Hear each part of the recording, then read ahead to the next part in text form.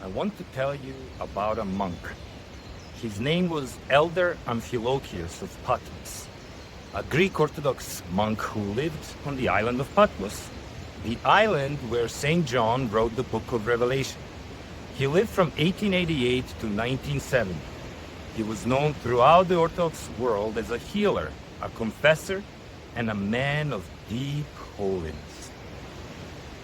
And he said this, documented by Bishop Callistus Ward, one of the most respected Orthodox theologians of the 20th century.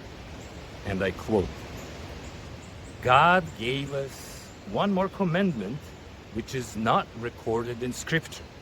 It is the commandment, love the trees. Whoever does not love the trees does not love God." He didn't say this is poetry, he practiced it. When people came to him for confession, for spiritual guidance, he would sometimes assign the penance of planting a tree. Not because it was symbolic, but because he believed from inside of a long life lived close to the earth that the human person cannot be fully human without contact with the living, growing world. Every major contemplative tradition in human history has said something similar. The Desert Fathers of the 3rd and 4th centuries didn't retreat into the wilderness by accident. They went to the desert because they believed the natural world stripped away the noise of civilization and brought the soul face to face with what was real. The Celtic Christian tradition, sometimes called the religion of thin places, taught that there are locations in the natural world where the distance between the human and the divine is thinner than elsewhere, where something can be heard that cannot be heard in ordinary life. The indigenous traditions of Hawaii, the very land we're standing on, understand that land itself is sacred, as alive, as a participant in the life of community, not a backdrop. And Carl Jung, not a religious man in any conventional sense, wrote that nature is the great unconscious, that the human psyche is not separate from the natural world, but continues with it. That the reason being in nature feels like coming home is because, in a deep sense, it is.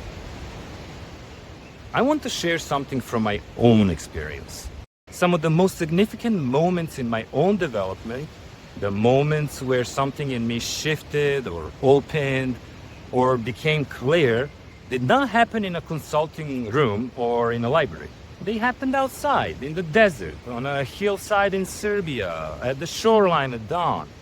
There is something about the scale of the natural world, the fact that it was here long before you arrived and will be here long after, that does something to the small, worried, self-referential mind.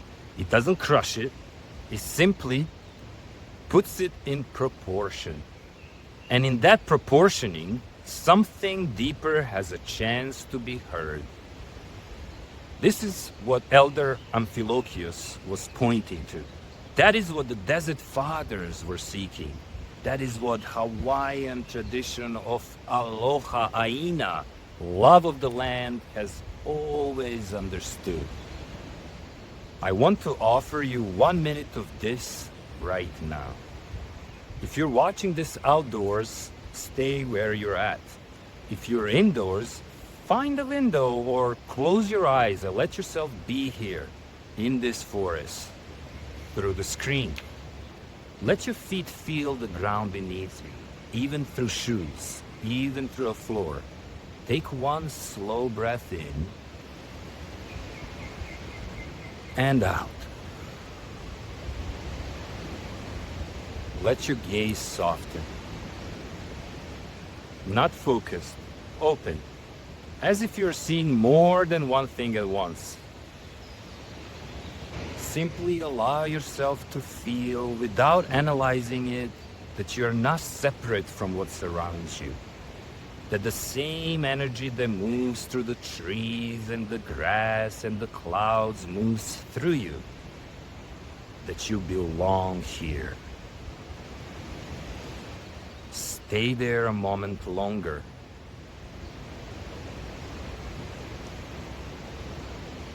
Come back when you're ready.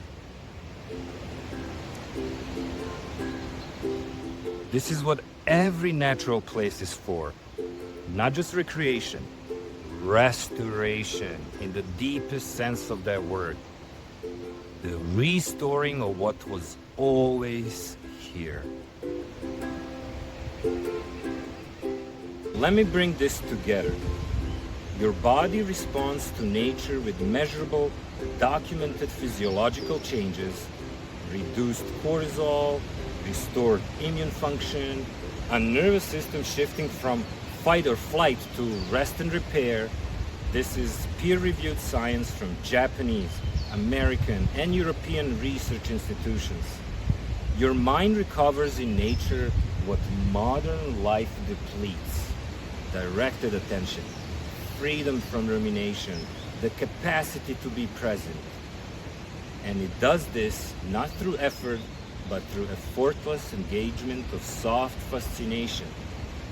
And your soul, or whatever word feels true to you, your soul recognizes in nature something is always known, that you are not separate from the living world, that you belong to something larger, and that belonging is itself a form of healing.